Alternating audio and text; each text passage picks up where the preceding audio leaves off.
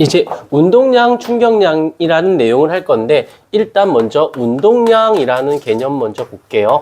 운동량이라는 건 P로 쓰게 되고 이 운동량을 어떻게 구하냐면 질량에다가 곱하기 속도를 쓰게 돼요. 이때 얘를 조금 더 정리해 본다면 운동량은 질량 곱하기 속도로 구하게 되고 아까도 잠깐 얘기했지만 이 속도는 방향을 갖고 있어요. 그렇기 때문에 운동량의 방향은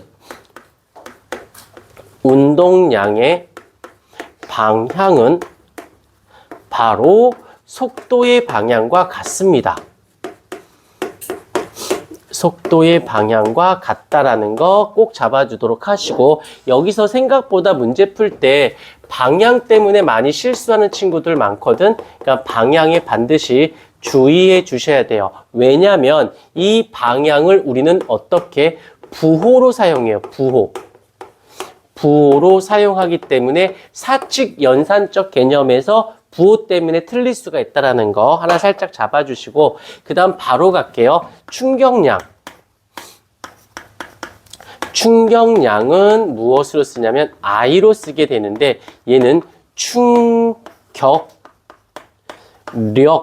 충격력에다가 곱하기 충돌하는 충돌 시간으로 계산을 해요. 그래서 얘를 정리해 보면은 충격량은 충격력에다가 곱하기 충돌 시간으로 계산합니다. 그런데 여기서도 마찬가지로 이 충격력이니까 여기가 힘의 방향은 무엇과 같다? 충격량의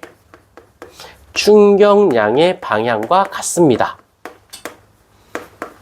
그래서 요거 좀 잡아주셔야 되는데 여기서 왜 갑자기 이 운동량하고 충격량이 같이 나왔을까라고 한다면 바로 얘 때문에 그래요. 세 번째, 자 실험을 한번 해볼 테니까 봐보세요. 어떤 물체가 놓여져 있습니다.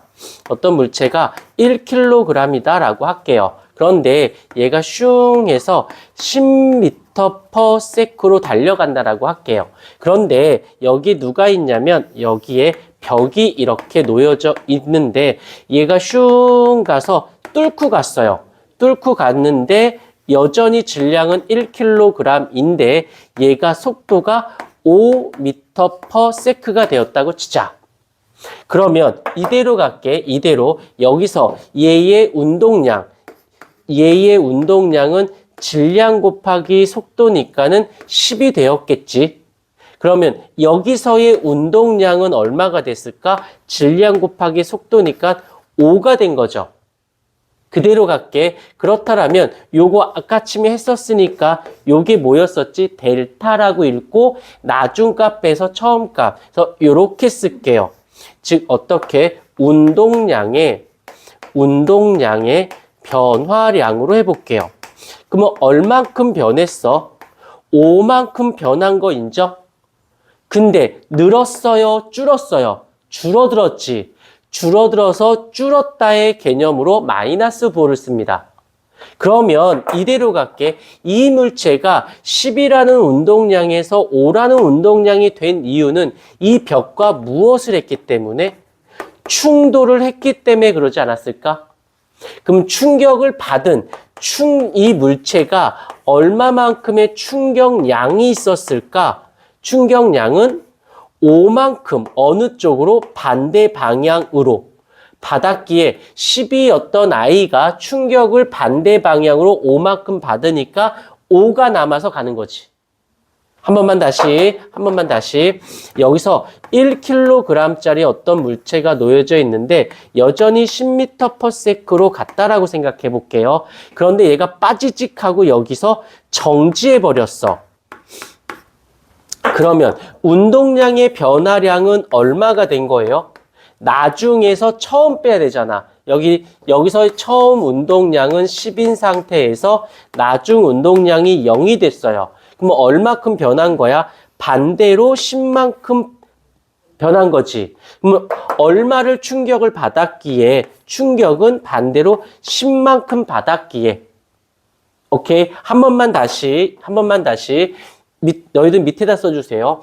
어떤 물체가 1kg짜리가 이쪽으로 10m/s로 가고 있어요.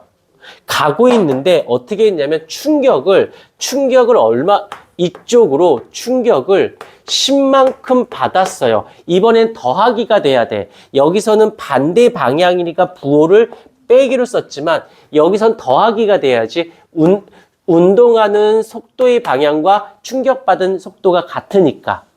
그러면 얘의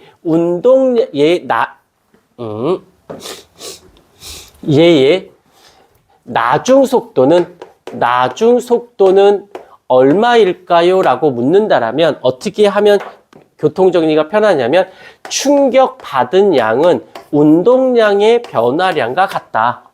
그러면 나중 운동량 빼기 처음 운동량이 누구와 같아? 충격량과 같은데 이 충격량이 같은 방향으로 10이니까 여기서도 얘가 얼마가 돼야 돼? 10이 돼야 되는 거지. 근데 처음 운동량이 여기는 얼마라고 되어 있죠? 처음 운동량이 1kg에 10m/s니까 10인 거지. 처음이 10이 된 거지. 그렇다면 나중 운동량은 얼마가 나온 거예요? 20이어야 그 값이 성립하겠죠.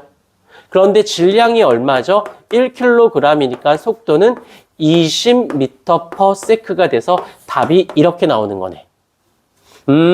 그렇다. 그러면 요게 되게 중요한 부분이에요. 무엇이? 이 1번과 2번의 개념에서 정리를 해본다라면 바로 충격량은 바로 운동량의 변화량과 같다. 이걸 기호로 쓴다라면 충격량은 어때? 운동량의 변화량과 같다. 같은 표현 나중 운동량 빼기 처음 운동량 값과 같다라고 이게 굉장히 중요한 이 단원에서 굉장히 중요한 개념이 됩니다. 이해가 되었을까요? 오케이. 얘를 조금 더 늘려볼게. 어떻게? 자, 여기서 어떤 두 물체가 있어요.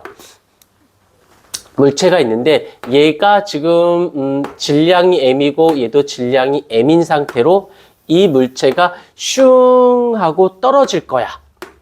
여기까지. 그러면 알겠지만 질량이 어떻든 이 지면에 닿는 순간에 이때 속도와 이때 속도는 어때야 돼? 같아야 되는 건 인정?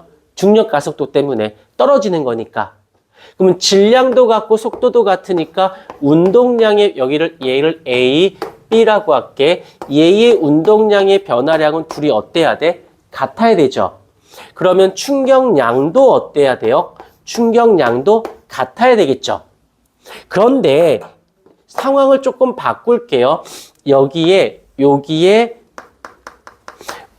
침대가 있어요. 여기도 침대가 있어요. 그런데 여기는 에이스 침대고 얘는 돌 침대야.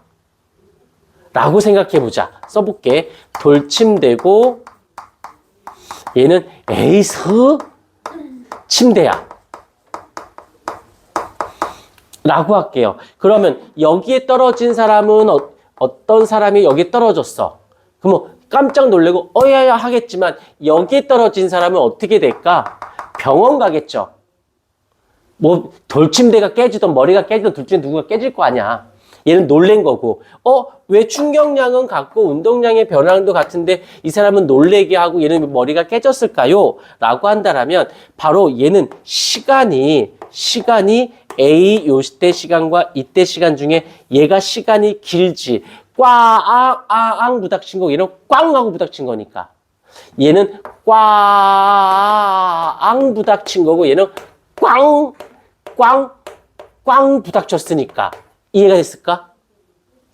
이런 말씀 안 되지만 꽝 부닥쳤으니까 시간이 짧고 얘는 시간이 긴 거예요. 그런데 중요한 건 충격량은 같거든. 충격량은 그러니까 여기서의 충돌 시간과 여기서의 충돌 시간 중에 얘가 충돌 시간이 커야 둘이 곱하기 값이 같고 그래서 같아지겠지.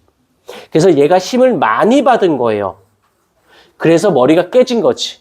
충격을 많이 받아서 깨진 게 아니라 시간이 짧다 보니까 충격력이 커서 머리가 깨졌다라고 봐야 되는 거지. 이해가 되었을까요? 오케이. 요거 좀 이쁘게 좀 필기 좀 해주세요.